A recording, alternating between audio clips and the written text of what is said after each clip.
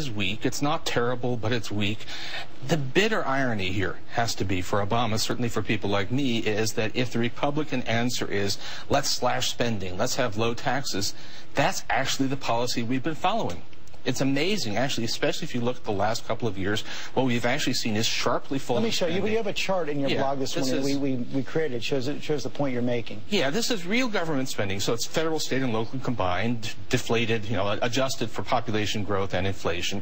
And it is plunging. It's plunging mostly because of cutbacks at the state and local level, because the aid that they were receiving in the stimulus has run out, but also because unemployment benefits have been expiring because Congress won't, Republicans in Congress won't extend them.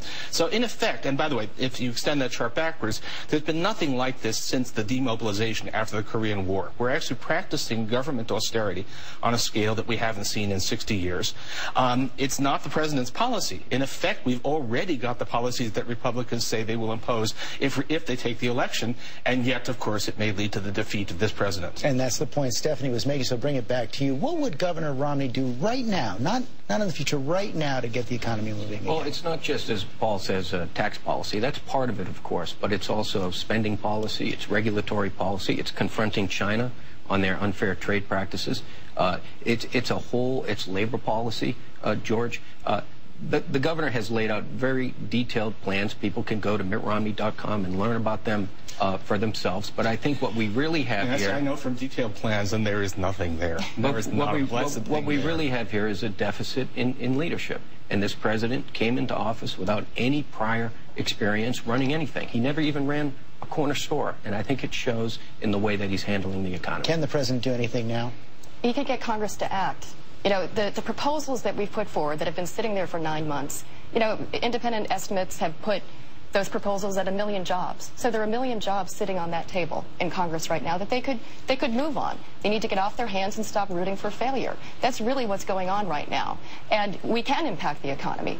Just as Paul was saying, this policy of austerity, because of the refusal of Republicans to act, can change. We can give states the aid that they need to protect those teachers' jobs. We can put construction workers back to work by rebuilding our roads, bridges, and highways. We can cut taxes. How about the Keystone Pipeline? You don't need Congress to do that. That's a fraction of the jobs that could be created by these proposals. But pretty important to those who get those jobs. And we have, extended the Keystone Pipeline at different points in the country. It's currently under review. But that's a fraction of the jobs that we're talking about here. We're talking about 1 million jobs. On the Reagan thing, if public sector employment had continued to expand the way it did during Reagan's first term, instead of falling by about 600,000 as it has, right there we have something like 1.4 million people working in this country. So if you actually look at the actual track record of government spending, government employment, Reagan is the Keynesian, and Obama, mostly because of political constraints, although a little bit of lack of conviction on the part of his own people, has been the anti-Keynesian. He's been the one who's been doing what Republicans say is the right answer. If I have a political critique, it's that the administration has been very reluctant to make that case. They've been very hesitant about saying, look, we're trying to do the right thing, but those guys won't let us. I think for fear of seeing... But isn't he... Well, you got to the point at the end. I think the danger of that argument, you were making part of it right now, is that the more you blame Congress and nothing gets done, the weaker you look. Well, there's I think they have no alternative. I'm speaking of alternative. What do I know about political strategy, right? But I think this is what they have to do now. They have to say, look, we could have made this better. And Harry Truman, the do-nothing Republicans of Congress. Can I say, George, just on that point, I do think it's important for Republicans in Congress to come together with the president on some bipartisan jobs legislation. The problem is this president has made it nearly impossible to do that because of the way he demonizes his opposition, his personal attacks against Paul Ryan. I can tell you that when Mitt Romney was governor of Massachusetts, he had to confront a Democratic legislature. Every week, he would invite the Democratic leaders to come into his office. They would discuss agenda items. If they didn't have an agenda to discuss, they would talk about the last movie they saw. But the important thing was to keep those lines of communication open. This president hasn't done that, and I think we're for the worse. Well, in terms of the governor's Massachusetts record, I think that the Democratic leadership in Massachusetts would probably tell you a different story about Mitt Romney's ability to reach across the aisle. The number of vetoes of the Democratic legislature says it all. On the president working with Republicans, it's been clear since day one that the president was willing to reach out to Republicans and work with them on critical pieces of legislation to get our economy moving. Time and time again, they rebuffed him. Now, whether you're talking about the secret meeting that they had on the day of the president's inaugural to figure out how they were going to defeat him, or Mitch McConnell saying that his #1 goal is to make the president a one-term president, or bringing the economy to the brink of disaster last summer and resulting in a reduction in the nation's credit rating because Speaker Boehner couldn't get his Republicans together to ensure that everybody paid their fair share and ensure that this economy could keep moving. Let's talk about the plan going forward, because you mentioned the Ryan plan, the demonization, the Ryan plan in your words. Is Governor Romney saying that is going to be his blueprint for the budget going forward? Well, at least he has a blueprint. The president hasn't produced a budget, or at least the budget he did produce, or the outline of the budget he produced, was rejected unanimously in both branches.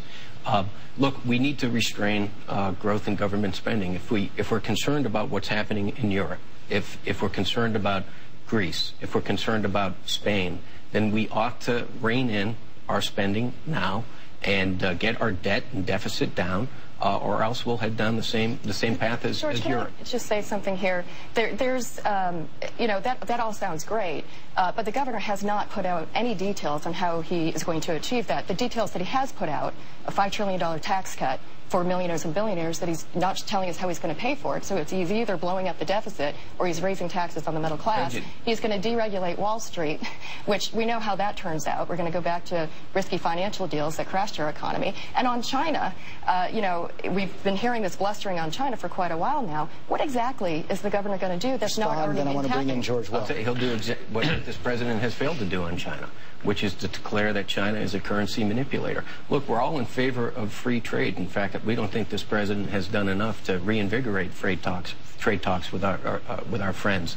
But China is robbing us blind. They're stealing. I just need to weigh in. I was very much for that. I've been demanding that we declare, but the window for that has passed. Right now, the Chinese economy is tanking. So if you were thinking you were going to get a big boost out of beating up on the Chinese now, 2 years ago, I thought was really a good time to do that. But my God, now that is totally out of date. And how do you explain the governor's comment that when the president did take action, enforcement action against the Chinese when they are dumping tires in this economy, that the governor called that protectionism? Well, the governor has promised that he would confront China in ways that this administration has not. The president has the power right now through his Treasury Department. He doesn't need Congress to act to declare China a currency manipulator. They are playing fast and loose, giving themselves an unfair advantage, and that's hurting American jobs. George Will. The president has had a lot of discretion and used it vigorously, with not just with Solyndra that Mr. Romney went out to dramatize this week, but this week the Wall Street Journal had a long article on $1,260 million invested in car batteries for electric cars. Now, there's a big supply of the batteries, there's a small supply of the cars, complete mismatch, and lots of money lost. On another matter, I didn't hear a robust answer to George's question. Where does the governor stand, Governor Romney, on the Ryan plan? Does he endorse it? Oh, he's for the Ryan plan. He believes it goes in the right direction. The governor has also put forward a plan to reduce spending by $500 billion by the year 2016. In fact, he's put details on the table about how exactly he would achieve that. So to say he doesn't have a plan to restrain government spending is just not true. Can I say the Ryan plan, and I guess this is what counts as a personal attack, but it isn't. It's not an attack on the person, it's an attack on the plan. The plan's fraud.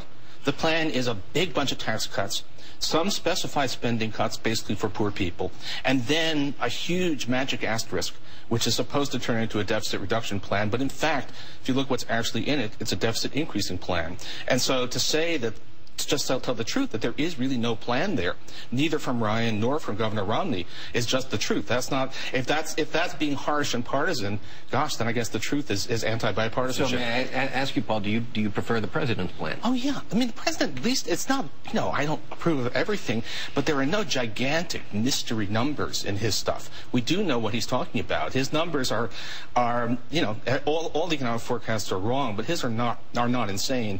These are just imaginary.